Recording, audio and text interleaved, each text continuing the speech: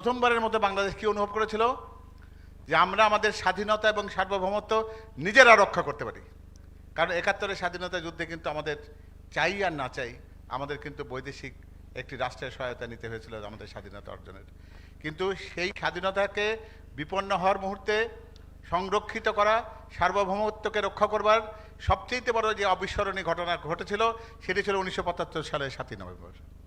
আমরা সেই নভেম্বরে দাঁড়িয়ে কথা বলছি, ফলে এই নভেম্বর মাস আমাদেরকে উদ্দীপ্ত করে, আমাদেরকে গর্বিত করে এবং বাংলাদেশি জাতীয়তাবাদের যে ভাবধারা বা যে আমাদের যে বিশ্বাসের সূচনা হয়েছিল সেই দিনটাকে আমরা সম্মানের সাথে, মর্যাদার সাথে স্মরণ করি। আমাদের ৩১ দফা কর্মসূচি আমরা কিন্তু ঘরের ভেতরে আলোচনা করলাম এতক্ষণ, তাই না? কিন্তু আমাদের উদ্দেশ্যটা কি? উদ্দেশ্যটা হচ্ছে আপনারা যারা এখানে জেলা পর্যায়ের নেতা আছেন তারা এটা আপনাদের নিজেদের জেলায় নিয়ে যাবেন, যাতে জেলা থেকে এটা উপজেলায়, সেখান থেকে ইউনিয়নে এবং ওয়ার্ডে এবং একটা প্রান্তিক জনগোষ্ঠীর কাছে যেন এটা পৌঁছায়। অর্থাৎ আপনাকে একটা উঠান বৈঠকে বসে একজন সাধারণ মানুষের কাছে ৩১ দফাটাকে পৌঁছাতে হবে। কিন্তু প্রশ্নটা হলো যে এখন ওই উঠান বৈঠকে আপনি যদি গিয়ে তাকে যদি বলেন যে আমরা সংবিধানের ৭০ ধারাকে আমরা পুনর্বিবেচনা করে ৭০ ধারা বাতিল করব, তো ওদের এই ৭০ ধারা যে আমার কী কাজ?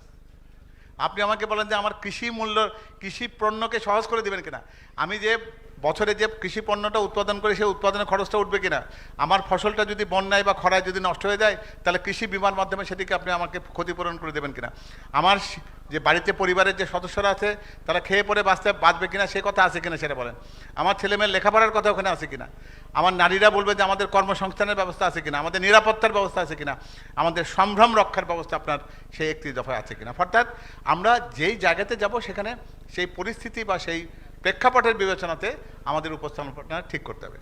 তা আমাদের উপস্থাপনার মধ্যে পণ্যটা কি আমাদের, আমরা একটু আগে বলেছি কি ছিল, প্রথমটা ১৯ দফা কর্মসূচি, তারপরে বেগম খালেদা জিয়ার দেয়া ভিশন 2030 এবং সর্বশেষ আমাদের নেতা দেশনায়ক তারেক রহমানের দেয়া ৩১ দফা রাষ্ট্র কাঠামো মেরামতের কর্মসূচি। এই তিনটি পণ্য একখানে করে নিয়ে যেতে হবে। তাহলে এই বাবা তোমাদের বক্তৃতাটা একটু পরে শুনি। তো সুতরাং এই পণ্যটাকে আমাদের সবার কাছে পৌঁছানোটাই হলো উদ্দেশ্য, কারণ এটি আমাদের চেয়ারম্যান এবং তার অন্যান্য সমমনা দল এবং আমাদের দলের পক্ষ থেকে এই কর্মসূচিটি তৈরি হয়েছে। উনি এটা আমাদের কাছে দিয়েছেন, আমরা এটা আপনাদের কাছে দিলাম, কিন্তু ঘরের ভিতর থেকে গেল এখনো দেশের ২০ কোটি মানুষের কাছে পৌঁছানোর জন্য এই যে আপনারা যারা আছেন তারাই কিন্তু আমাদের মূল চালিকা শক্তি, আপনারাই কিন্তু এই পণ্যটা সেই জায়গাতে পৌঁছে দেবেন। তো ফলে এটা আপনি যদি সঠিকভাবে উপলব্ধি করেন তাহলে কিন্তু সেটা জায়গা মতো পৌঁছবে, তা নাহলে কী হবে, ওই রাজার কি হয়েছে, কাকের বাচ্চা হয়েছে রাজার, তো এরকম হবে, কান নিয়ে গেছে বলতে বলতে সেটার কথা ছড়িয়ে ছড়িয়ে একটি অন্যরকম বিকৃত হয়ে যায়। তো ফলে আমাদের সঠিকভাবে সেই জায়গাটিকে পৌঁছতে হবে। তারপরে এরপরে আমাদের দেখতে হবে, এই যে মুশকিল, এরপরে দেখতে হবে যে রাষ্ট্র কাঠামো মেরামতের সেই ৩১ দফা আমাদের উপকল্প, তাই না? তারপরে এখানে দেখতে হবে যে আমরা কাদের কাছে নিয়ে যাবো, এটা খেয়াল করে দেখেন, এখানে দুটো ছবি আছে, তাই না? একটাতে আমরা দেখাচ্ছি কি একজন কৃষক প্রান্তিক মানুষ, আর একজন রয়েছে একজন স্যুটকোট পরা একবারে পরিপূর্ণ ফিট ভদ্রলোক লন্ডনী। তাহলে এই দুইজনের কাছে কিন্তু উপস্থাপনার কৌশল আমার দুই রকম হতে হবে, তাই না? আমি যেরকম একটু আগে বললাম যে কৃষকের কাছে ৭০ অনুচ্ছেদের কোনো ভূমিকা হয়তো তেমন নেই, দ্বিকক্ষ বিশিষ্ট পার্লামেন্ট তার কাছে খুব একটা বেশি এটির, বা রেইনবো নেশন এটাও সে বোঝে না। কিন্তু আবার যদি উল্টোটা ওই সেই স্যুটকোট পরা ভদ্রলোককে যদি আপনি বলেন যে আমরা কিন্তু কৃষি পণ্যকে সহজ করে দেওয়ার ব্যবস্থা করছি, এটা আমরা খাল খনন কর্মসূচির মধ্যে দিয়ে সারা বছরে পানি সংরক্ষণ হবে, আপনার উন্নত মানের বীজ সরবরাহ করবো, তো বলছে না ভাই আমি তো এগুলো জানতে চাই না, আমি জানতে চাই আমার ব্যবসা বাণিজ্যের অবস্থাটা কি, আমাদের জন্য আপনার কি ব্যবসা বান্ধব একটা রাষ্ট্র কাঠামো দেবেন, আমরা কি আমাদের এই যে চাঁদাবাজি এতদিন ছিল, দখলদারিত্ব ছিল, বিএনপি আসলেও কি সেইটাই করবে, আপনারা কি ভাই মুদ্রার আর এক পিঠ নাকি, আওয়ামী লীগ গেছে আপনারা কি এসে সেই জায়গা দখল করবেন, আমাদের সেই সুরক্ষা দেন, অথবা আপনার প্রধানমন্ত্রী এসে কি আবারও সেই ১৭ বছর ২০ বছর ধরে কি আমাদের ঘাড়ে জগদ্দল পাথরের মতো সিন্দাবাদের দৈত্যের মতন আমাদের কাঁধে চড়ে থাকবে, নামবে না কোনো দিন, আপনার কি আরেকটা স্বৈরাচারে জন্ম দিতে যাচ্ছেন? তাহলে আমাদেরকে কিন্তু এই আলাদা পরিবেশে পরিস্থিতির সাথে তাল রেখে কিন্তু আমাদের সেই কথা বলাটা শিখতে হবে। এবং আপনারা যখন আপনাদের কর্মীদের বা নেতাদেরকে যখন সেই উঠোন বৈঠকে কিংবা প্রান্তিক জনগোষ্ঠীর কাছে যখন এই বার্তাটি পৌঁছে দেবেন, তারাও যেন সেই ব্যাপারে সতর্ক থাকতে পারে সেই কথাটি বলতে হবে। এখন এই যে বিভিন্ন শ্রেণী পেশার মানুষ, এর মধ্যে বুদ্ধিজীবী রয়েছে, শ্রমজীবী রয়েছে, কৃষিবিদ রয়েছেন, চাকরিজীবী রয়েছেন, ব্যবসায়ী রয়েছেন, শিক্ষার্থী রয়েছেন, গৃহহীন আছেন, কর্মহীন আছেন, ভিটাহীন আছেন, প্রত্যেকের জন্য বার্তা আছে। কিন্তু তাহলে আমি তো অনেকগুলো কথা 31 দফা যদি আমি এক জায়গায় বসে 31টা বলতে থাকি, একটা মানুষ তো অতক্ষণ ওইগুলো কথা হয়তো শুনবে না, তাই না?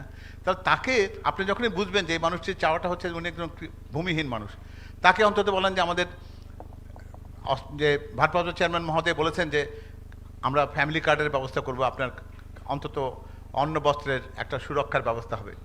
তেমনি ভূমিহীন একটা মানুষের ক্ষেত্রে, কর্মহীন একটা মানুষের ক্ষেত্রে বেকার সমস্যার সমাধানের জন্য আমাদের যে কী কর্মসূচি রয়েছে সেই কথাটা পৌঁছে যাবে। কারণ দিন শেষে আমাদের কিন্তু লক্ষ্য একটি, সেটি হচ্ছে বিএনপি যদি রাষ্ট্র পরিচালনার দায়িত্ব না পায়, তাহলে 31 দফা কিন্তু একটা কাগজের পাতায় লেখা কয়েকটা লাইন হয়ে থাকবে। আর যদি সত্যি সত্যি বিএনপি যদি রাষ্ট্র পরিচালনার ক্ষমতা বা দায়িত্বে যদি যেতে পারে, তাহলে 31 দফা কিন্তু মানুষের কল্যাণের কাজে লাগবে। তাহলে আমাদের কিন্তু সেই পথের রাস্তায় যে কয়টা বাধা আছে সেগুলোকে অতিক্রম করে কিন্তু আমাদের মূল লক্ষ্যের কাছে পৌঁছতে হবে। এখন আমাদের পণ্য হচ্ছে একটা 31 দফা, কিন্তু আমি এটা সবার কাছে পৌঁছাতে চাই। তাহলে সবার কাছে পৌঁছাতে গেলে প্রত্যেকের তার চাহিদা বা তার প্রয়োজন, তার যে আগ্রহের জায়গা, সেটাকে বিবেচনায় নিয়ে কিন্তু আমাকে এই পণ্যটি সেই জায়গাতে বিপণনের ব্যবস্থা করতে হবে। এখন খেয়াল করে এখানে সমাজের লক্ষ লক্ষ হাজার হাজার কোটি কোটি মানুষ আছে, এই প্রত্যেকের জন্য 31 দফায় কিছু না কিছু বার্তা আছে, কিছু না কিছু সুবিধার কথা আছে, কিছু না কিছু প্রতিশ্রুতি, কিছু না কিছু সুরক্ষার কথা আছে। তাহলে সেই সবগুলো জিনিসকে যদি আমি পরিপূর্ণভাবে যদি আমরা বাস্তবায়ন করতে পারি, তাহলে দেখবেন যে 31 দফা মানুষের দাবিতে পরিণত হবে। এটা বিএনপির দাবিতে আর সীমাবদ্ধ থাকবে না। আমরা এটাকে মানুষের দাবিতে, মানুষের আকাঙ্ক্ষার জায়গাতে নিতে চাই, এবং এই 31 দফা প্রণয়ন এবং বাস্তবায়নের মধ্যে দিয়ে আমরা জনাব তারেক রহমানকে দেশের মানুষের কাছে আমরা তাদেরকে আজীবনের জন্য প্রত্যেকটা মানুষের কাছে সবচাইতে গ্রহণযোগ্য, সবচাইতে প্রয়োজনের, সবচাইতে বান্ধব একজন ব্যক্তি হিসেবে প্রতিষ্ঠিত করতে চাই। আমাদের আর একটা জিনিস বোধহয় খেয়াল করা দরকার, সেটা হচ্ছে যে এটা আমাদের জনগণের কাছে নিয়ে যাব কিভাবে। এই জনগণের কাছে নিয়ে যাওয়ার পদ্ধতিটাই আমরা এখন বিবেচনা করি। ইতিমধ্যে আমরা কিছু কথা বলে ফেলেছি, এরপরে আমাকে খেয়াল করতে হবে যে আমাদের কাজ কি শুধু বিতরণ করা? আপনাকে কিছু লিফলেট দেওয়া হলো, কিছু পুস্তিকা দেওয়া হলো, কিছু বুকলেট আপনি পেলেন, এটা কি শুধু বিতরণ করবার জন্য আপনি যাবেন? আপনি বিতরণ করার জন্য যদি জানতে পারবেন যে ভাই একটা কাগজ আছে বিএনপির, এটা বিএনপি, এটা রাস্তাঘাটে তো এরকম অনেক ছেলেপেলে দেখে লোকজন নামিয়ে দেয় যে 1000টা লিফলেট বিতরণ করতে পারলে 100 টাকা দেওয়া হবে। আপনারা কি সেই বিতরণ করবি? আর আপনারা তো প্রত্যেকটা ব্যক্তি এই 31 দফার ধারক বাহক, এবং 31 দফাকে আপনি নিজে আত্মস্থ করেছেন, বিশ্বাস করেছেন, এবং এটাকে নিজের সম্পদ হিসেবে আপনি বিবেচনা করেন বলে আপনাকে যখন যেতে হবে প্রত্যেকটি গ্রাম শহর যে জায়গাতে যান না কেন, আপনাকে এক একজনকে এক একটা তারেক রহমান হয়ে যেতে হবে সে জায়গায়। আপনার যদি সেই অবস্থান, সেই প্রত্যয় যদি নিজের মধ্যে যদি জন্মাতে যদি না পারেন, তাহলে 31 দফা কিন্তু কাগজে লেখা কয়েকটা লাইনের মধ্যে সীমাবদ্ধ হয়ে থাকবে। আমরা সেটা করতে চাই না। তাহলে আমাদের লক্ষ্য হবে কি, আপনি যদি একজন শ্রোতার কাছে যান, একজনের কাছে যান, তাহলে শুধুমাত্র কী হবে, উনি কিন্তু কিছু অনিরাপদ বোধ করবেন, মনে করবেন যে এত বড় একটা মানুষ আমাকে একটা কথা বলতে এসছে, হুহা হুহা করবে। তার চাইতে আমরা যদি অনেকগুলো মানুষের সাথে কথা বলি, তখন কি হয়, কয়েকটা সুবিধা পাই। একটা সুবিধা হচ্ছে যে আমি যখন আমার কথাটা বলি, তখন তার ভেতর থেকে আরেকজন কিন্তু বাড়তি একটা প্রশ্ন করে, সম্পূরক একটা প্রশ্ন করে জিজ্ঞাসা করতে পারে যে আসলে আপনি যেটা বললেন আমার তো মনে হচ্ছে যে এখানে একটা ঘাটতি রয়েছে, আমাকে এই জিনিসটা একটু ব্যাখ্যা করে দেন, পরিষ্কার করে বলেন। সেটার সুবিধা হয়। আবার কি সুবিধা হয়, আপনি একই মেসেজ একই সময় 10 জন 12 জন মানুষ, 15 জন মানুষ বা 20 জন মানুষের কাছে দিতে পারেন। ফলে আপনি সময়ের দিক দিয়ে সাশ্রয়ী হন। আপনার যে লক্ষ্য রয়েছে যে আপনি অনেক মানুষের কাছে পৌঁছাতে চান, এই 31 দফা রাষ্ট্র মেরামতের যে আমাদের মূল কথাগুলো, সেটা কিন্তু আপনি তখন সেভাবে পৌঁছাতে পারবেন। তাহলে আমাদের লক্ষ্য হচ্ছে একজন নয়, একাধিক শ্রোতা গ্রুপ করে যখন বসে থাকে, তখন তাদের মধ্যে গিয়ে বসলেন, তাদের সাথে বসি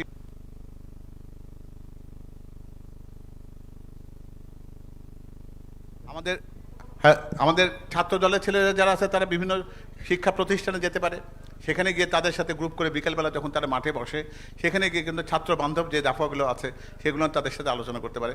আমাদের মহিলারা যারা আছেন তারা গৃহিণীদের পাশে গিয়ে বিকেলবেলা বসতে পারেন, উঠোন বৈঠকে তাদের সাথে গিয়ে নারী কল্যাণের জন্য, নারীদের জন্য যে সুবিধার কথাগুলো সেখানে বলা আছে যে সুরক্ষার কথা বলা আছে, তার পরিবারের সদস্যদের জন্য যে লেখাপড়ার সুবিধার কথা বলা আছে, সেই কথাগুলো যদি তাদের কাছে আপনারা নিয়ে যেতে পারেন, তাহলে সেটা সেই জায়গায় আকর্ষণীয় হয়। অথবা মাঠে যদি দেখা যাচ্ছে যে অনেক কৃষক একসাথে কাজ করছে, বা হাটে বাজারে কোনো একটা জায়গায় মানে জটলা করে কোথাও বসে আছে, সেখানে গিয়ে কিন্তু আমাদের লক্ষ্য হবে এই 31 দফার কথাগুলোকে বলা এবং বসা, এবং সেটা তাদের ভাষায় তারা যেভাবে বোঝে সহজে, যেটার কারণে আমরা বলেছি যে আমাদের ভারপ্রাপ্ত চেয়ারম্যান মহোদয় কিন্তু ইতিমধ্যেই এই জিনিসটা দেখেছেন আর কি, যে বগুড়ার আঞ্চলিক ভাষায় 31 দফার সম্পর্কে একটা কথোপকথন আছে। আমরা একটা ডায়ালগ, একটা সংলাপ আমরা লিখে দেব সাধারণভাবে, সেটাকে আপনারা প্রত্যেকে তার স্থানীয় ভাষায় এটাকে পরিবর্তন করে আপনারা যদি সেটা গানের ছলে, কবিতার ছলে, কথার ছলে এটা যদি পরস্পরের ভেতরে কথাগুলো বলেন, এবং তাকে কিছু বাড়তি প্রশ্নও করতে পারেন যে এটা আসলে কি তাই, এটা কি এরকম, আমার তো মনে হচ্ছে আমি বুঝলাম না, আমাকে ভালো করে বুঝিয়ে বলেন। ফলে এরকম করে জিনিসটা যদি বেশিক্ষণ না 10-15 মিনিটের একটা করে ভিডিও যদি এটা আমরা তৈরি করতে পারি, এবং সেটা আপনারা প্রত্যেকে তার এলাকায় যে সমস্ত প্রচার মাধ্যম আছে, সেখানে ফেসবুক, ইউটিউব, যে প্রক্রিয়াতে হোক, এটা যদি ব্যাপকভাবে আমরা যদি সেটা প্রচারের মধ্যে আনতে পারি, তাহলে দেখা যাবে যে 31 দফা কিন্তু সত্যিকার অর্থে যে কাঙ্ক্ষিত যে জায়গা, সেই জায়গায় পৌঁছতে পারবে। আমরা সেই কথাটাই সবসময় মানুষের কাছে পৌঁছাতে পারি যে কথা আমি অন্তর দিয়ে বিশ্বাস করি। আর যদি কথার কথা হয়, সে কথাগুলো ঠোঁট দিয়ে আসে। আমরা কথা বলি দুই রকমভাবে, একটা বলি অন্তর থেকে, আর একটা বলি ঠোঁট দিয়ে। ঠোঁট দিয়ে বলা কথাটা আমার অন্তরের কথা নয়, আর আমার হৃদয়ের কথা যেটা, সেটা ভেতর থেকে আসে। এই ভেতরের কথাগুলোই মানুষের কাছে পৌঁছায়, ঠোঁটের কথা নয়। তাহলে আমাদের কিন্তু প্রত্যেকটা মুহূর্তে মনে রাখতে হবে, আমরা যে কথাগুলো বলছি, সেই কথাগুলোর জন্য আমাদের হৃদয় নিঃসরিত, হৃদয়ের ভেতর থেকে আসা কথাগুলো হয়। এটা যেন গতানুগতিক মুখের কয়টা বা ঠোঁটের কথায় যেন এটা সীমাবদ্ধ না থাকে। এখন উপস্থাপনার সময় নিজেকে সবসময় পরিবেশের সাথে মানিয়ে নিতে হবে। আপনি যদি একেবারে পুরোপুরিভাবে স্যুট কোট পরা একেবারে একটা বিরাট বড় একটা গাড়ি থেকে নেমে মাঠের লোকের সাথে যদি এই কথাগুলো বলতে চান, তার কাছে মনে হবে যে উনি এই কথাটা আমার মতন মানুষ তো উনি নন, বা আমার পর্যায়ের মানুষ তো উনি না। ওনার কথা আমার কাছে মনে হয় যে উচ্চতার ক্ষেত্রে একটা অসমতার জায়গা রাখবে। অর্থাৎ এই যে আমরা এই ধনী গরিবের যে বৈষম্যের জায়গাটি আছে, তার কথাটাও কিন্তু এই বৈষম্যের জায়গা থেকে যাবে। তো ফলে আমাদের কিন্তু খেয়াল করতে হবে যে আমি যে পরিবেশে যে কথা বলছি, সেই পরিবেশে সেই মানুষটি যেন বিশ্বাস করতে পারে যে উনি আমার কথা বলতে এসছেন, এবং সেই আমার কথাটা যদি তার কাছে তার মতন করে যদি পৌঁছায়, তাহলে সেই কথাটিকে তিনি গ্রহণ করবেন। তা না হলে যে কোনো একটা কথার কথা, মুখের কথা, এটা কিন্তু মানুষের কাছে সেভাবে পৌঁছায় না। আমাদের আরেকটা জিনিস খেয়াল করতে হবে, আমি যদি একটানা সবগুলো বলেই যাই, আর যদি তাকে যদি পাল্টা কোনো প্রশ্ন করতে না দিই, কোনো একটা পরামর্শ দিতে যদি না দিই, তাহলে এটা কিন্তু যেটাকে বলে আমরা একপক্ষিক কথা হবে। আপনারা যারা শিক্ষকতা করেন, এখানে আছেন, তারা জানেন যে ক্লাসে যদি আপনি এক নাগারে লেকচার দিয়ে যান, তাহলে কিন্তু ছাত্র এটা যতটা গ্রহণ করে, সেটা কিন্তু তার চেয়ে বেশি করে যখন ক্লাসের শেষে আপনি যদি বলেন যে কী কী পড়া হয়েছে আজকে ক্লাসে, সেই কথাটা বলো। ফলে আমরা যদি সেই ভাইটিকে বা সেই বোনটিকে বলি যে আমি যে কথাগুলো বললাম, এখান থেকে তোমার কি কিছু বলার আছে, বা তুমি কি বুঝেছো যে আমরা কি বলতে চাই এই বিষয়ে, আমাদের যে কথাগুলো 31 দফায় আছে, সেটা কি শুধু আমার কথা, নাকি তুমি মনে করো যে এখানে তোমার নিজের কথাও কিছু আছে। এই পারস্পরিক কথোপকথন যদি আমরা বিনিময় করতে পারি, তাহলে 31 দফা কিন্তু সঠিক লক্ষ্যে পৌঁছবে, এবং আমরা যে জায়গায় পৌঁছাতে চাই সেই জায়গায় কিন্তু 31 দফা পৌঁছে যাবে। সে যদি কোনো একটা প্রশ্নে আপত্তি করে, তাহলে কী করবেন আপনি? আমাকে ধরবেন এইটা কি, তুমি বোঝো না, চুপ করে থাকো, তা না, বরং বলছে হ্যাঁ আপনি যেটা বলেছেন আপনার কথা যৌক্তিক, আপনি একটু ভালো করে পড়ে দেখেন, আমার মনে হয় যে আপনার কথাটাকে আমরা এইভাবে বলার চেষ্টা করেছি, আপনি যদি একটু ভালো করে দেখতেন।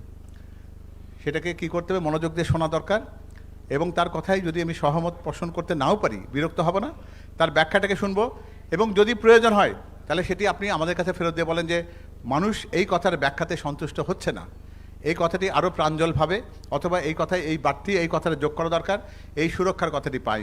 যেমন একটু আগে আমাকে একজন বলছিল যে আপনারা তো অনেক কিছু করেছেন, কিন্তু আপনার টাইটেলে ক্রীড়া বা সংস্কৃতি নিয়ে কোনো কথা নেই। কথা ঠিক না এটা। 25 নম্বর যে আমরা বলেছি দফা, সেখানে কিন্তু ক্রীড়া এবং সংস্কৃতিকে উদ্বুদ্ধ করা, অগ্রাধিকার দেওয়া এবং সেটাকে আরও বেশি সমৃদ্ধ করার কথা বলা আছে, কিন্তু আমরা যে শর্ট টাইটেল করেছি সেখানে ছিল না। আমরা এটা গ্রহণ করেছি, আমার মনে হয় যে পরবর্তী যে আমরা যে বুকলেটটা তৈরি হবে, সেখানে হয়তো আমরা সেটাকে সংযুক্ত করতে পারবো। ফলে যে কোনো জায়গার ক্ষেত্রে মানুষ কিন্তু প্রত্যেকেই চায় যে তার কথাটির কিছু গুরুত্ব থাকবে, সবটা এরকম নয় যে আমি যা বললাম সেটা সব কিছুর সাথে তাকে সহমত বা একাত্ম হতে হবে। সুতরাং এই পরস্পরের সম্মতির ভেতর থেকেই আমাদের কিন্তু সেই জায়গায় যেতে হবে। আপনার শ্রোতা যে বিষয়ে আগ্রহী নয়, তাকে সেটা শোনাবার দরকার নেই। উনি যদি 70 অনুচ্ছেদ নিয়ে আগ্রহ না দেখেন, উনি যদি রেইনবো নেশন নিয়ে তার কোনো যদি আগ্রহ না থাকে, ওনার যদি মিডিয়া কমিশন নিয়ে যদি কোনো আগ্রহ না থাকে, তাহলে সেটা জোর করে আমি তাকে শোনাতে যাব কেন? আমি তাকে সেটাই শোনাতে যাব, সেটা তার আগ্রহের বিষয়। অর্থাৎ জোর করে কাউকে কোনো কিছু শোনাবার প্রয়োজন আমার নেই। এর পাশে আরেকটা জিনিস খেয়াল করতে হবে, এমন পরিস্থিতি যেন না হয়। অনেক সময় হয় না যে আমরা হয়তো আপনি নেতা কিছু কিছু বলে দিলেন যে এই 100টা তুই বিতরণ করবি, এই 100টা লিফলেট বিতরণের দায়িত্ব তোমার।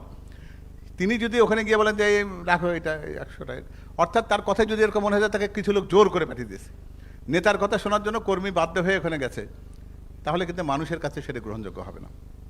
আমি আবারও সেই কথায় ফিরি, ঠোঁটের কথা আর হৃদয়ের কথার পার্থক্য আছে। যে কথা মন থেকে আসে না সেটা ঠোঁটের কথাই হলে মানুষ সেটাকে গ্রহণ করতে পারে না। ফলে আমাদেরও চেষ্টা করতে হবে যে আমাদের কোনো কাজে যেন কার মনে না হয় যে কেউ আমাদেরকে জোর করে পাঠিয়ে দিয়েছে। তাহলে এই যে 31 দফা, এটা আমি বলেছি আমরা যে 19 দফা, তার সাথে ভিশন 2030 এবং আমাদের রাষ্ট্র কাঠামো মেরামতের 27 দফা, এটি বিকশিত হয়ে 31 দফায় পরিণত হয়েছে। তাহলে এটা কে বানিয়েছেন? এটি প্রণয়ন করতে সাহায্য করেছেন সেই ব্যক্তি শহীদ রাষ্ট্রপতি জিয়া রহমান। তিনি কি করেছিলেন? তিনি, তার পাশে একজন নাম যদি আমি বলি, সেটি হচ্ছেন আমাদের বেগম খালেদা জিয়া, আমাদের দেশনেত্রী, যিনি এই ভিশন 2030 মধ্যে তিনি এটাকে সংযুক্ত করেছেন, সমৃদ্ধ করেছেন। আর রয়েছেন জনাব তারেক রহমান। ফলে এই তিনজন অবিস্মরণীয় ব্যক্তিত্বের যে সামষ্টিক যে সৃষ্টি, তার নাম 31 দফা। এবং 31 দফার কথা মনে হলেই শহীদ রাষ্ট্রপতি জিয়া রহমানের কথা যখন আমরা বলি তখন মনে করি তিনি ওটাকে ভিশনারি ফাউন্ডার। একেবারে এমন একজন মানুষ, বাংলাদেশের ইতিহাসে তার কোনো সমকক্ষতা নেই। তিনি কি বলেছিলেন? গর্বই।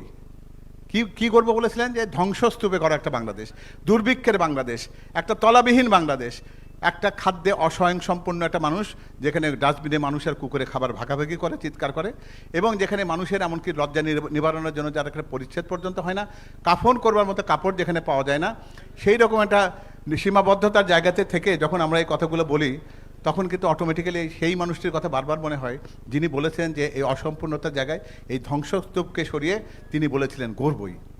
আরেকজন মানুষের কথা যদি আমরা এখানে বলতে চাই, তিনি সেই শহীদ রাষ্ট্রপতি জিয়াউর রহমান। তিনি খাল কাটার ভেতর থেকে মানুষের কৃষি সমৃদ্ধির কথা সৃষ্টি করেছিলেন, কৃষিকে আধুনিকায়ন করেছিলেন। তিনি আমাদের রপ্তানিমুখী শিল্পকে প্রতিষ্ঠিত করেছেন। তিনি আমাদের মধ্যপ্রাচ্যের শ্রমের বাজার সৃষ্টি করেছেন। অর্থনীতিতে যে চালিকা শক্তি, যে মূল স্রোত, যেটা দিয়ে আজও আমাদের বাংলাদেশের অর্থনীতি বেঁচে আছে, আজকে সেই অর্থনীতির সৃষ্টি করেছিলেন তিনি।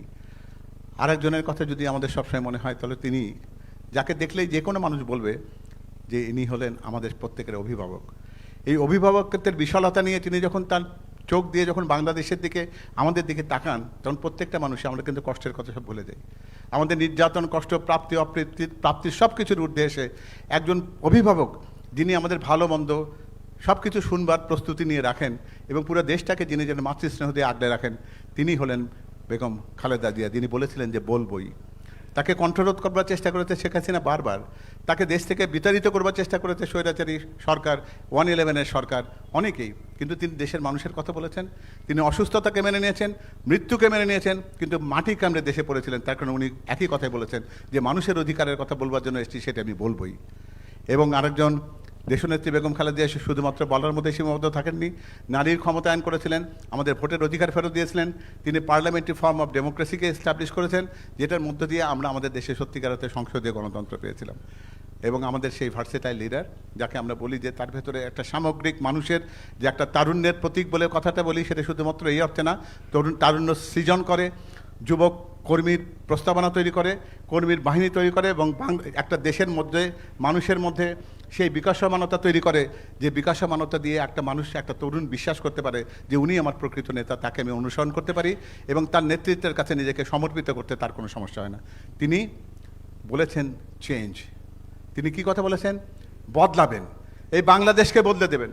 যে বাংলাদেশের প্রত্যেকটা জায়গায় মানুষ স্বৈরাচার দেখে অভ্যস্ত, যে জায়গায় মানুষ দলবাজি দেখে অভ্যস্ত, যে জায়গায় মানুষ লুটপাট দেখে অভ্যস্ত, যে জায়গায় মানুষ নীতিহীনতা দেখে অভ্যস্ত, সেগুলো সব কিছু দিয়ে উনি বলেছেন যে আমি বদলে দিতে চাই বাংলাদেশ, নতুন একটা বাংলাদেশ গড়তে চাই। যে বাংলাদেশটা হবে মানুষের বাংলাদেশ, মানুষের অধিকারের বাংলাদেশ। যিনি বলেছেন যে 31 দফা বলতে আমি সেই সংস্কার বুঝি না যে সংস্কার কাগজের লেখা, আমি সংস্কার বলতে সেই সংস্কার বুঝি যেটি আমার গরিবের পেটে ভাত যোগায়, আমার কর্মহীনকে কর্মসংস্থান করে, একজন বেকারের কাজের জায়গা করে দেয়, একজন শ্রমিকের মজুরির নিশ্চয়তা দেয়, একজন মানুষের নিরাপদ জীবনযাপনের প্রতিশ্রুতি দেয়। সেই প্রতিশ্রুতির কথাই যিনি বলেছেন, তিনি বলেছিলেন তুমি বদলাবেনি। আমরা সেই নেতৃত্বের ধারাবাহিকতাকে বহন করি সবসময়, যিনি সম্প্রীতি, সৌহার্দ্য সব কিছু মিলে একটা পরিকল্পিত একটা কর্মপরিকল্পনার কথা বলেছিলেন। সেই 31 দফা, সেই 31 দফা কর্মসূচিটাই হলো তার নিজের ভাবনা, তার চিন্তার কথা। আমাদের একটা সুনির্দিষ্ট লক্ষ্য আছে। 31 দফার মধ্যে দিয়ে আমরা কোথায় পৌঁছতে চাই? 31 দফার মধ্যে দিয়ে আমরা পৌঁছতে চাই কোথায়? 31 দফার মধ্যে দিয়ে আমরা পৌঁছতে চাই একটি জায়গাতে, সেই জায়গা হচ্ছে, তুমি মোবাইলটা একটু পরে করো বাবা, তুমি না বললে আমাদেরকে তাকিয়ে আসো তুমি। সেটা হচ্ছে আমি একটা বাংলাদেশকে ভিন্ন ধর্মী উপস্থাপনা নিয়ে যাও, অর্থাৎ তিনি বলতে চেয়েছেন যে আমার কথাগুলো প্রত্যেকটা মানুষ আমার কথাই আমার কণ্ঠে প্রতিধ্বনিত করবে, অর্থাৎ আমাদের প্রত্যেককে 31 দফাকায় জনগণের কাছে নিয়ে যাব, প্রত্যেককে এক একটি তারেক রহমানের মতো হয়ে বিকশিত হয়ে পুরো বাংলাদেশকে যে বোঝাতে হবে 31 দফা আমার কথা, আপনার কথা, বাংলাদেশের সব মানুষের কথা। সেটা যেদিন আমি প্রতিষ্ঠিত করতে পারবো সেদিনই হবে সত্যিকার অর্থে এই বাংলাদেশ। তিনি বলেছেন টেক ব্যাক বাংলাদেশ, অর্থাৎ বাংলাদেশকে তার সব মহিমায়, তার স্বকীয়তার জায়গায়, তার স্বাধীনতার জায়গায়, তার প্রত্যাশার জায়গায়, তার আকাঙ্ক্ষার জায়গাতে তিনি নিয়ে যেতে চান, দেখতে চান। আমাদের লক্ষ্য একটি নির্বাচনে যাওয়া, সে নির্বাচনে ধানের শীষে সেই ভোটের অধিকার মানুষের কাছে ফিরিয়ে আমার সমর্থনটা তার কাছে আনা। তিনি বলেছেন যে মানুষের আস্থা অর্জন করুন, আস্থা অর্জন করতে গেলে এমন একটা আস্থার পরিবেশ তৈরি করতে হবে মানুষ যেন বিশ্বাস করে যে আমি এই লোকটির উপর আস্থা রাখতে পারি। সেই বিএনপির প্রত্যেকটা নেতাকর্মী তাদের কাছে সেই প্রত্যাশাটাই রয়েছে যে আগামী নির্বাচনের আগে যেন মানুষ সেই প্রত্যাশার নেতৃত্বকে যেন দেখতে পায়, যাকে বিশ্বাস করে মানুষ যেন ধানের শীষে ভোট দিয়ে আমাদেরকে সেই দায়িত্বের কাছে পৌঁছাতে পারে, যেখানে আমাদের উদ্দেশ্যের একটা অভিন্ন লক্ষ্যের জায়গা রয়েছে। আমরা গণতন্ত্রকে পুনরুদ্ধার করতে চাই, ভোটাধিকারকে পুনরুদ্ধার করতে চাই, রাষ্ট্রের মালিকানা জনগণের কাছে ফিরিয়ে দিতে চাই এবং জাতীয়তাবাদের শক্তির মাধ্যমে স্বাধীনতা এবং সার্বভৌমত্বকে রক্ষা করতে চাই। কারণ আপনারা জানেন আমরা যত কথাই বলি না কেন, ষড়যন্ত্র থেমে নেই, স্বাধীনতা সার্বভৌমত্ব কিন্তু সবসময় হুমকির মুখে। যারা এই বাংলাদেশটাকে তাদের দেশ বলে মনে করতে চায়, তার কারণ তাদের একটা সুদূর প্রসারী একটা লক্ষ্য রয়েছে। বাংলাদেশ মানচিত্র হিসেবে তাদের কাছে অসহনীয়, তাদের মানচিত্রের বিকৃতি হচ্ছে বাংলাদেশের অবস্থান। সেই জায়গাতে আমাদের স্বাধীনতা এবং সার্বভৌমত্ব রক্ষা করার চ্যালেঞ্জটা কিন্তু অতি সাধারণ চ্যালেঞ্জ নয়। আমাদের বিষয়বস্তু এবং উপস্থাপনার ক্ষেত্রে আমাদেরকে লক্ষ্য স্থির রাখতে হবে। আমরা যদি লাইনচ্যুত হই, কক্ষচ্যুত হই, তাহলে কিন্তু আমরা সেই লক্ষ্যে কখনোই পৌঁছতে পারবো না। তাহলে আমাদের সব কিছু মিলে সেই পরিবর্তনের ধারা, সেই পরিবর্তিত বাংলাদেশ এবং তারেক রহমান সাহেবের বাংলাদেশ, আমাদের দেশনেত্রী বেগম খালেদা জিয়ার বাংলাদেশ এবং শহীদ রাষ্ট্রপতি জিয়া রহমান বাংলাদেশের কাছে যেতে গেলে, সেই ধানের শীষের বাংলাদেশের কাছে যেতে গেলে আমাদের কিন্তু সেই আমাদের 31 দফার যে কর্মপরিকল্পনা রয়েছে সেটি সঠিকভাবে পৌঁছে দেওয়ার দায়িত্ব নিতে হবে আমাদের সবাইকে। এবং সেটা যদি আমরা সঠিকভাবে নিতে পারি এবং সঠিকভাবে যদি মানুষের কাছে উপস্থাপনা করতে পারি, তাহলে আমরা নিশ্চিত আমরা একটা নতুন পরিবর্তিত চেঞ্জ বাংলাদেশ দেখব। ধন্যবাদ সবাইকে। আসসালামু আলাইকুম। ধন্যবাদ আমাদের শিক্ষক, অভিভাবক, মিডিয়া সেলের আহ্বায়ক জনাব ডাক্তার মওদুদ আলমগীর পাবেল। একটু তালি দেন না সবাই মিলে, চমৎকার একটু উপস্থাপনা। আমরা দীর্ঘক্ষণ ধরে এই 31 দফার বিষয়ে আমরা শুনলাম, বুঝতে চেষ্টা করলাম এবং আগামী দিনে আমাদের নেতাকর্মীদের কাছে আমরা নিয়ে যাওয়ার জন্য যে কৌশল বা টেকনিক্স, সেইটাও পাবেল ভাই অত্যন্ত চমৎকারভাবে বলেছে। এখানে আমাদের কিন্তু একটা জিনিস খেয়াল রাখতে হবে। পাবেল ভাই একটা কথা বলেছে, আপনারা হয়তো খেয়াল করেন, এখানে সবাই কিন্তু নেতা, আপনাদেরকে বুঝানোর কিন্তু কোনো শক্তি আমাদের নেই। আপনারা যে কথাটি যার কাছে উপস্থাপনা করবেন, আমরা অনেকে আছি একটু দীর্ঘ উপস্থাপনায় দীর্ঘ সময় নেই। আমার মনে হয় সেই বার্তা অথবা মেসেজটা জনগণ গ্রহণ করে যেটা সংক্ষিপ্ত হয়, যেটা অর্থ থাকে, যেটা মানুষের হৃদয়কে ছুঁয়ে যায়, তাহলেই কিন্তু মানুষ এই জিনিসটা গ্রহণ করবে। আর মানুষ যদি বিরক্ত হয়ে যায়, তাহলে আপনি শত চেষ্টা করেও কিন্তু সেটা তাকে আপনি দিতে পারবেন না। যার কারণে আমাদের টার্গেট কি? আমাদের টার্গেট হলো জনসমর্থন।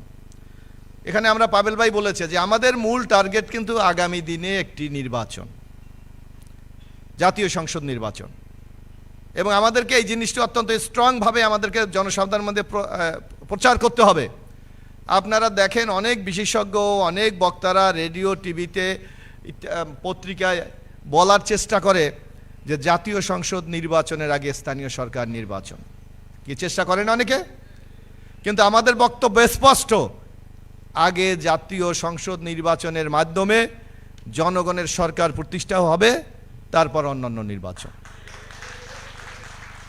এই জিনিসটা কিন্তু আমাদের স্পষ্টভাবে বলতে হবে। কারণ আপনারা দেখবেন আমাদের বিএনপির একটা সমস্যা হয় কি জানেন, কোনো রেস্টুরেন্টে আপনি চা খাইতে বসবেন, বিএনপির 9 জন, আওয়ামী লীগের 1 জন, এখন তো আর আওয়ামী লীগ নাই, পালিয়ে গেছে, ওই একজনের কাছে কিন্তু আমরা ধরাশায়ী হয়ে যাই, কিন্তু আমরা কথা বলতে চাই না। আমরা ভদ্র, আমরা মার্জিত, আমরা নিজেদের আত্মসম্মান চিন্তা করি, আর ওরা ওখানে আছে এটা উপস্থিতি প্রমাণের জন্য যা দরকার তাই করবে। সুতরাং এই কৌশলগুলি কিন্তু আমাদের অবলম্বন করতে হবে। সম্মানিত নেতৃবৃন্দ, আমরা অনেক কিছু শিখলাম এবং আমরা এটা জনগণের কাছে নিয়ে যাব, এইটাই আমাদের প্রত্যাশা। এর সাথে পাবেল ভাই বলেছে যে আমাদের দেখেন, আমাদের মূল স্পিরিট, আমাদের দলের যে মূল স্তম্ভ, যে 19 দফা, আমাদের শহীদ রাষ্ট্রপতি জিয়াউর রহমান এটা প্রবর্তন করেছিলেন। আমাদের নেত্রী বেগম খালেদা জিয়া ভিশন 2030 এবং সর্বশেষ তারেক রহমান সকল রাজনৈতিক দলের মতামত নিয়ে আজকে কিন্তু এই 31 দফা প্রণয়ন করেছিলেন। এখন একটা প্রশ্ন কিন্তু বাংলাদেশের সর্বত্র হচ্ছে যে আসলে বিএনপি কি সংস্কার চায় না ক্ষমতা চায়? কি বলে না? আমরা অবশ্যই সংস্কার চাই, কারণ এই সংস্কার প্রস্তাব উত্থাপিত হয়েছিল 13 জুলাই 2022। আপনাদের তখন তো বিএনপি ক্ষমতায় ছিল না, আর শেখ হাসিনা পালিয়ে যাবে এই নিশ্চয়তাও কিন্তু তখন ছিল না। তাইলে আমরা কি চেয়েছিলাম? যে আগামী দিনে জনগণের একটি বাংলাদেশ তৈরি করা, সাম্যের বাংলাদেশ তৈরি করা, মানবিক বাংলাদেশ তৈরি করা, একটা সামাজিক সুবিচার নিশ্চিত করার বাংলাদেশ তৈরি করা, যার জন্য প্রতিটি ক্ষেত্রে একটি সরকার যখন ক্ষমতায় যায় সে নিজের ক্ষমতাকে কুক্ষিগত করে রাখতে চায়, কিন্তু আপনারা দেখবেন বিএনপি কি বলেছে, যে সে জাতীয় সরকার তৈরি করবে। আমরা যদি, আমাদের নেতা তারেক রহমান সাহেব বলেছেন, যদি এককভাবেও আমরা ক্ষমতায় যাই তারপরও কিন্তু আমরা জাতীয় সরকার মাধ্যমে আগামী দিনে আমরা রাষ্ট্র পরিচালনা করব। যারা বাংলাদেশে, আপনারা জানেন এই শেখ হাসিনা 3বার 4বার প্রধানমন্ত্রী হিসাবে প্রচার, তাদের নেতাদের ভোটারবিহীন নির্বাচন, দামি নির্বাচন, রাতের নির্বাচন, কিন্তু আমাদের নেতা তারেক রহমান বলেছে, যেটা পাবেল ভাই বলেছে, আপনারা দেখবেন এই 31 দফায় পরপর 2বার, কিন্তু তারেক রহমান এরা সংশোধন করে বলেছে না, পরপর না, মোট 2বারের বেশি কেউ বাংলাদেশের প্রধানমন্ত্রী হইতে পারবে না। এই যে সংস্কারের উপলব্ধি বিএনপির, এইটা নিশ্চয়ই আগামী দিনে আমাদেরকে একটা গণমানুষের দলে পরিণত করবে, যা আমাদের ভোটের অবস্থানকে আমরা আশা করি আগামী দিনে আরো বেশি উন্নত করবে। প্রিয় নেতৃবৃন্দ, আমরা প্রশ্ন উত্তর পর্বে চলে যাব। আমরা আশা করি আপনারা, আমাদের ভারপ্রাপ্ত চেয়ারম্যান মহোদয়, উনিও আমাদের সাথে হয়তো আর কিছুক্ষণের মধ্যে উনিও আমাদের সাথে সংযুক্ত হয়ে যাবেন। কিন্তু আমরা মাননীয় চেয়ারম্যানকে আপনারা যে প্রশ্নগুলি করবেন, আমরা জানি যে উনিও কিন্তু আপনাদের প্রশ্নের সরাসরি জবাব দেবেন। তা আপনারা একটু মানসিক প্রস্তুতি নিয়ে নেন যে কী ধরনের প্রশ্ন করবেন, অথবা এই 31 দফার সাথে কোনো কিছু সংযোজনের প্রয়োজন আছে বলে কিনা আপনি আপনার মনের মধ্যে এরকম কোনো ভাবনা আছে কিনা, যে এর সাথে এই দফাটি বা এই শর্তটি যুক্ত করলে এটা আরও বেশি গ্রহণযোগ্য হবে, আরও বেশি গণমানুষের কাছে এটা গৃহীত হবে, এই ধরনের চিন্তাভাবনা আপনারা করতে পারেন। এখানে একটি কথা, এখানে আমাদের বেশ কিছু সাবেক সংসদ সদস্য রয়েছেন, শহীদুদ্দিন চৌধুরী এনি আছে, আমাদের নাসের ভাই আছেন। একটা কথা বাংলাদেশে কিন্তু ব্যাপকভাবে উচ্চারিত হয় যে সংসদকে নিয়ন্ত্রণ করার জন্য আর্টিকেল 70 হলো সবচেয়ে একটি অস্ত্র, যে আর্টিকেল 70-র বাইরে যদি কেউ যায় তাইলে উনি আর রাজনীতি করতে পারবে না, দলে থাকতে পারবে না। কিন্তু আপনারা দেখবেন আর্টিকেল 70-র ক্ষেত্রে বিএনপি অত্যন্ত সময় উপযোগী একটি সিদ্ধান্ত নিয়েছে, যে 4টি বিষয়ে এখানে আর্টিকেল 70 প্রযোজ্য হবে না। কি কি বলেছে? আস্থা ভোটের ক্ষেত্রে, অর্থাৎ একটা গভর্নমেন্ট যাতে ফল না করে। আপনি জানেন যে একটা সরকার ক্ষমতায় থাকতে হলে আমাদের 300 আসনের মধ্যে 251টি আসন লাগে, 151টি লাগে, 151টি আসন লাগে। তারপর মহিলা যখন আবার সংযুক্ত হবে আমাদের নারী আসন, তখন আবার এটার সংখ্যা বাড়ে। কিন্তু সেখানে বলা আছে এই আস্থাবোধ যাতে সরকার ক্ষমতাচ্যুত না হয়, এখানে আর্টিকেল 7 প্রযোজ্য হবে। তারপর বলেছে অর্থ বিল, কারণ আপনাকে একটা গভর্নমেন্ট পরিচালনা করার জন্য বাজেট দেওয়া হয়, সেই বাজেট পাস করাতে হবে, এই ক্ষেত্রে আর্টিকেল 70 কাজ করবে না। তারপর সংবিধান সংশোধন, আপনারা জানেন সংবিধান সংশোধন করতে হলে একটা ব্যাপক সংখ্যাগরিষ্ঠতা লাগে, 300 আসনে প্রায় 208টি এমপির সমর্থন লাগে। এই ক্ষেত্রে অবশ্যই দলীয় এমপিরা দলের যে সিদ্ধান্ত সেই ক্ষেত্রে ভোট দিতে হবে। সর্বশেষ রাষ্ট্রীয় নিরাপত্তা, কারণ আপনি জানেন যে একটা রাষ্ট্রের সবচেয়ে সার্বভৌম রাষ্ট্রের সবচেয়ে বড় বিষয় হলো তার নিরাপত্তা। সেই নিরাপত্তা, এই 4টি বিষয় ছাড়া আমাদের মাননীয় সংসদ সদস্যরা যে কোনো বিষয় দলের সমালোচনা করতে পারবেন, দলেরকে পরামর্শ দিতে পারবেন, বিরোধিতা করতে পারবেন, এই ব্যাপারে 70 অনুচ্ছেদ কোনো কার্যকর হবে না। তারপর আপনি আরেকটি জিনিস আপনারা লক্ষ্য করবেন যে বিএনপি আরেকটি অত্যন্ত চমৎকার বিষয় উত্থাপন করেছেন, যে জনগণের ভোটে সরাসরি রাজনৈতিক দলগুলি অংশগ্রহণ করে। স্বতন্ত্র আপনি করতে পারেন, কিন্তু আমাদের বাংলাদেশের ট্রেডিশনটা কি আসলে, যে মার্কার বাইরে কিন্তু সাধারণত মানুষ ভোট দেয় না। এটা কিন্তু একটা নর্মাল ট্রেডিশন। সেখানে আমাদের দলের পক্ষ থেকে আমাদের নেতা তারেক রহমান কি বলেছেন, যে না শুধু দলীয় ভোটে নির্বাচিত এমপি না, এছাড়া সমাজে অনেক কন্ট্রিবিউট করে যারা আমাদের অনেক অবদান রাখে, তাদেরকেও আমরা জাতীয় সংসদে দেখতে চাই।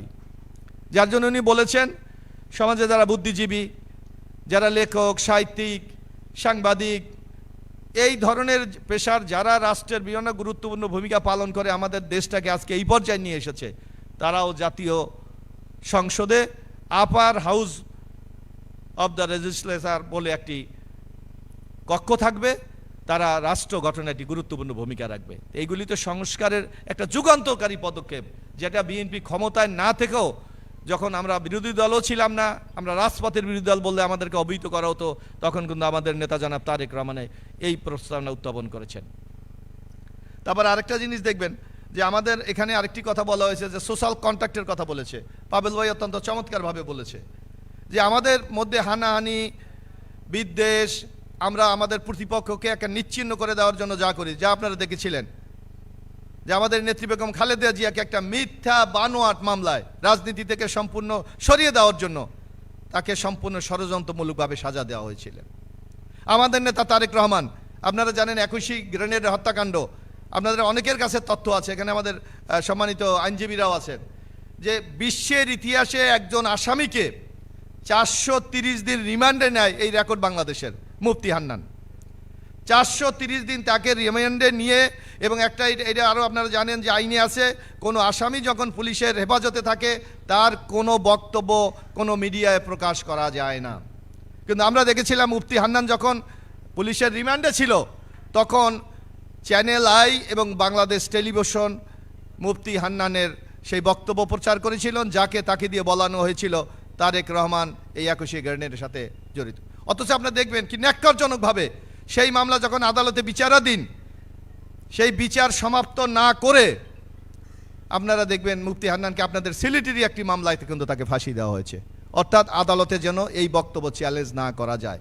এই উদ্দেশ্য একটাই, আওয়ামী লীগের প্রতিপক্ষ মতো রাজনৈতিক মাঠে সবচেয়ে যে বড় প্রতিপক্ষ বা তার প্রতিযোগী, সেই বিএনপির নেতৃত্বকে নিশ্চিহ্ন করে দেওয়া। কিন্তু আওয়ামী লীগ কি পেরেছে?